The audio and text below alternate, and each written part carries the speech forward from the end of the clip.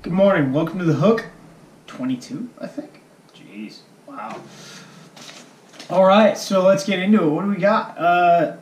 Six Nations recap. We've got a bye this week coming up, and then action comes back next weekend. So we'll come back next week to preview Six Nations Week 3. Or I guess you'd call it Round 3, since Week 3 would be next week. This week, but they're not out. So really interesting how to start. Let's just start with England, because I was able to, have my brother-in-law / future brother-in-law, whatever, over, and, he came back to Arizona. He just came in from San Diego, came in to get some things and, go back. But, was able to sit him down, and he watched the first half of, England versus Wales, which was awesome. And you get to evangelize the American fan of rugby, show them everything it's about. Literally, I was, spotting the best parts when it came to the offense of Wales, the offense of England, to show, the different systems and, the disruption of systems on defense. But to really recap the England match, you're wondering what's going on and everything. And you look at the TMO stuff beforehand with Gareth Anscombe, because, for the most part, let's just talk about the Welsh defense. We'll talk about the scoring stuff a little bit later. However, I want to say England had a tough time establishing what they wanted to do offensively. They were able to do, Johnny May scored two brilliant tries there, and Faz, took the kick and was able to convert one. So put them up 12 to, I think it was 12-3 at the time. And eventually later, you go into the half, and it's 12-6. But looking at the way the shape worked, and on defense, Wales was emphatic. They were great. They blitzed. They were able to take the ball away, and able to take the ball away in England's half, and, didn't really allow them to establish what they wanted to establish. And it was just frustrating to watch, because I feel that England is, trying to be where they want to be next November when they play the All Blacks. And you want to see them sort of roll through the Six Nations minus a tough test against Ireland, because looking at how the Six Nations was setting up, it was going to be their toughest match. However, maybe this was their toughest match, because Wales played a great defensive game.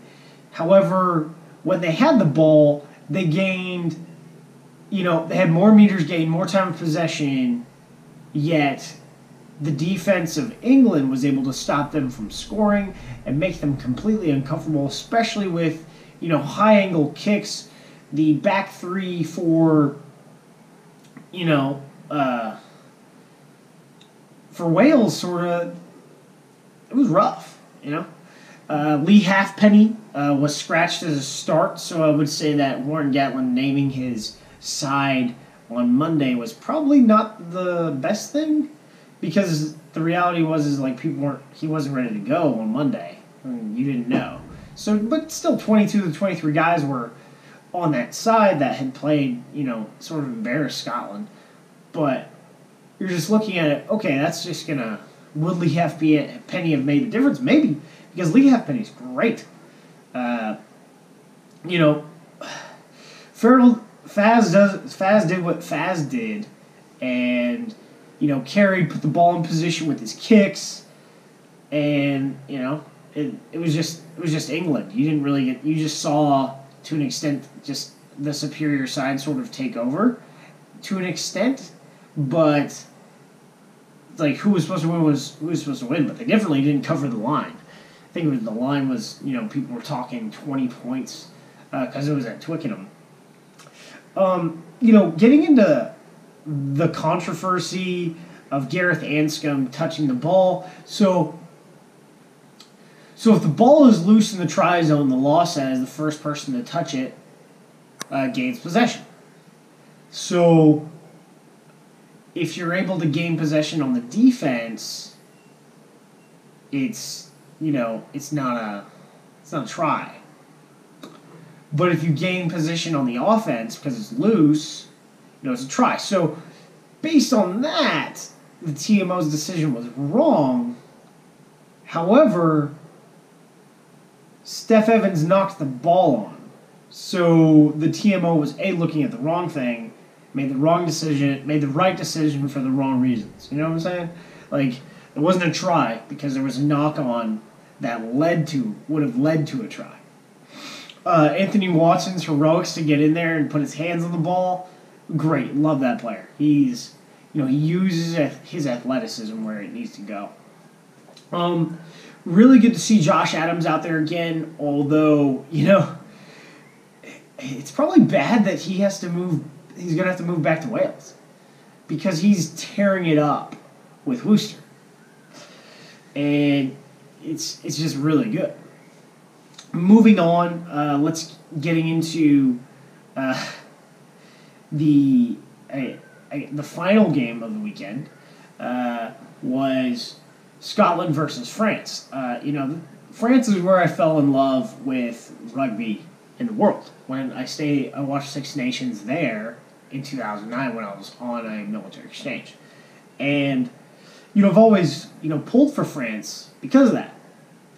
But they just pull a France every time. Every time I think they're going to do well, because they had a great, they had a great performance against Ireland. I thought they were just going to get thumped, and they were able to be close and do the right things. Yet they went away more talented, and this is where I wonder about the coaching, because I thought, bringing Brunella in last week showed something. But this week, it seemed like as though the players were not playing within a system. They were completely disrupted. They were not able to fall back. It seemed they needed more active coaching because of that, and it just didn't happen. Whereas, because Teddy Tomas, man, those 2 tries, amazing. You thought you were going to see free-flowing and flying French rugby. What happened? They got put on their heels and they couldn't play defense. They were able to score a little bit, but they just let a wounded bear in Scotland, win at home in front of its own crowd. Because the reality is the depth of French rugby should allow them to beat a country like Scotland, which is playing fully injured, mostly here. Let's talk about Johnny Gray, Greg Gilchrist, Finn Russell, Greg Laidlaw. A bunch of people had great games for Scotland. And, is this where Gregor Townsend is going, or is this a blip because they played France? I don't know. I think Gregor Townsend's, right where he needs to be, but Scotland needs to be healthy, so we really won't see what Scotland can be probably until their America's tour this summer. And then going into the final game to talk about, which also happened on Saturday, was Italy versus Ireland at the Aviva. And you're looking at this, and you're hearing Sergio Parise go, Ireland is better than England. It's like, what? So, sort of a tale of 2 games. For Italy, they scored most of their points against England in the first half, and against Ireland, they scored all of their points in the second half. So that makes me wonder more about the defense in the second half for Ireland than it does, the defense for England. Going into this, it was a much more free-flowing game for Ireland. They just got after it. They scored a lot of points in the first half. They continued their offense continued to churn. However, their defense, just became less probing. They weren't able to pin, the Italians back. For the most part, the Italian offense, it was it's there. There's something there. Whereas in past years, you're not thinking they're going anywhere, right? So I think, Conor O'Shea's doing a lot of work with their Pro 14 teams and building out a system that allows his players to play against bigger, better, faster sides using their own athleticism to exploit different gaps. However, they're playing Ireland. So you saw the structure very well in the second half when Ireland was a little bit fatigued. When Italy was fatigued, they were able to score. So, need to get to the point where Italy can score when they're fresh against another fresh opponent. That's really my observations here. Wales should have lost. France pulled a France. And when you're a loser, you really can't say who's better, because they basically beat you by the same amount of points. It's Aaron Castro for The Hook, and catch me on the next episode talking MLR news and notes.